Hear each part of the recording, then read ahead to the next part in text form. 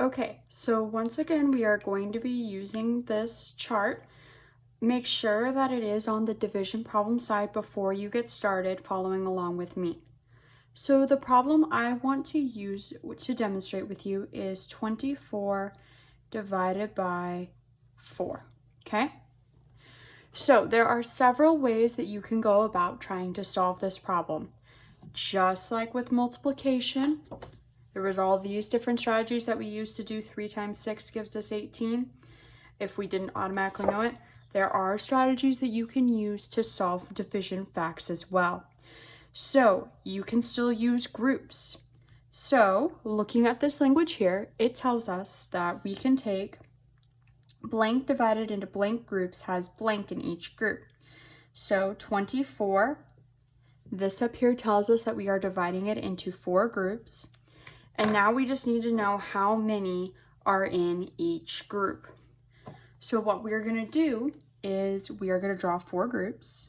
1, 2, 3, 4. And we are just going to put dots into groups until we run out of dots. So the goal is to make sure that the groups are equal. So we'll just go 1, 2, 3, 4, 5, 6, 7, 8, 9, 10, 11, 12, 13, 14, 15, 16, 17, 18, 19, 20, 21, 22, 23, 24. So there are 6 dots in each group, and we can now see that 24 divided into 4 groups has 6 in each group, which tells us that 24 divided by 4 gives us 6, okay? So the next thing we're going to look at is repeated subtraction. So repeated subtraction involves going ahead and taking that number, taking your beginning number, so 24, and subtracting the number you're dividing by until you get to 0. So I'm going to repeatedly subtract 4. 20 divided by, or take away 4 gives me 16.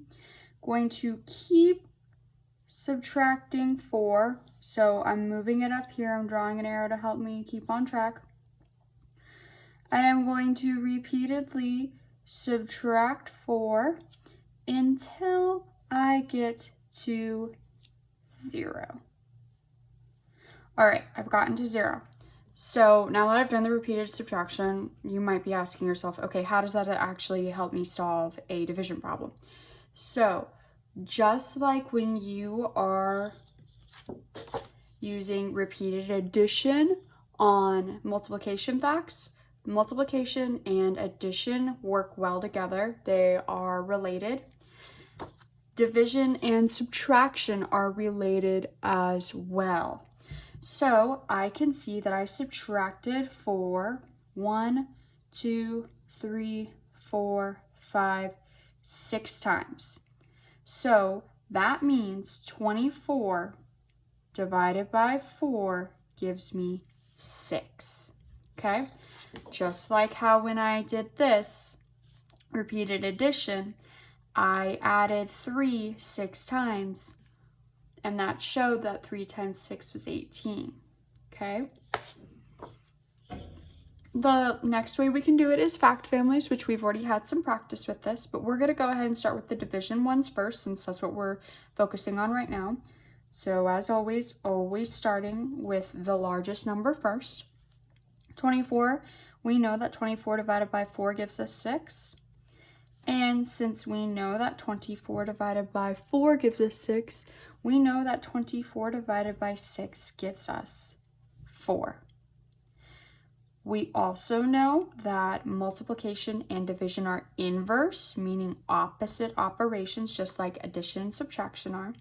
So we know that if 24 divided by 6 is 4, then 6 times 4 gives us 24. And because of the good old commutative property, we know that if 6 times 4 is 24, then 4 times 6 is 24. Because with multiplication, It does not matter what order you multiply the numbers, you are still going to get the same answer. The last thing I want to show you is using a number line. So you can use a number line and starting at 24, continuing that repeated subtraction pattern, except for having a number line as a visual. So you're still getting to 0 in the end, but what you're going to do is on the number line, show yourself taking away groups of 4. So then we've got 16, and then we've got my group, so my gaps are a little uneven, but it's still taking away 4. 4, we've got 12, taking away another 4. We then have 8. Oh, I made an error. Let's backtrack. 24, take away 4 gives us 20 actually, then 16, then 12. See, sometimes that's why you need these strategies. Sometimes you forget and get tripped up. So taking away another 1 gives me 8, and taking away another 1 gives me 4, and taking away a final 4 gives me 0. So that's 1, 2, 3, 4, 5, 6 times I subtracted 4. I can see that 24 divided by 4 gives me 6 because I repeatedly subtracted 4 6 times. Okay? So if you already know your division as being division facts, being the inverse of the multiplication facts, and you don't need these strategies to help yourself, that's great. However, if you do come across a fact that you don't know, like good old 144 divided by 12 by chance, these strategies are here to help you, okay? You can use any one of these to help you figure out what the answer may be. All of these are useful. So, I want to show you one word problem before we move on. So, we have Shiloh put 24 eggs into 3 bowls, and each bowl had the same amount of eggs. That's very important to know. How many eggs did she put in each bowl? Okay, so we've got 24 eggs and we've got 3 bowls. So I really like when I'm dividing things into something like a bowl or giving each friend this amount. I like to use this groups that we used before. I like to use that. So I'm going to go ahead and draw 3 bowls. And I've got 24 eggs, so I'm just going to put 1 egg in each bowl. Since each bowl has the same amount of eggs, I'm just going to put 1 in each until I run out. 1, 2, 3, 4, 5, 6, 7, 8, 9, 10, 11, 12, 13, 14, 15, 16, 17, 18, 19, 20, 21, 22, 23, 24. Okay, so I have 1, 2, 3, 4, 5, 6, 7, 8 in that bowl. So that shows me that there were, I can say that Shiloh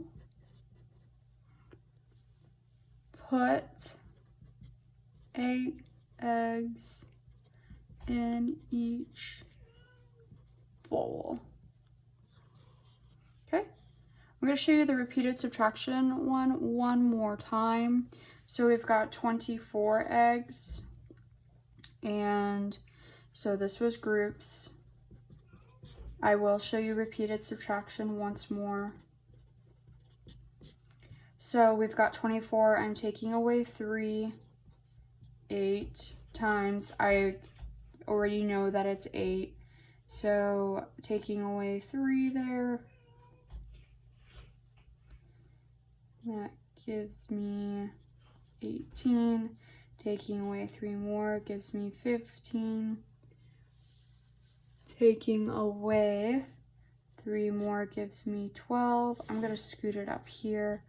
12, take away 3 gives me 9, take away 3 gives me 6, take away 3 gives me 3, take away 3 gives me 0. And I did it 1, 2, 3, 4, 5, 6, 7, 8 times, showing that 24 divided by 3 gives me 8 because it took 8 times of subtracting 3 to get my answer of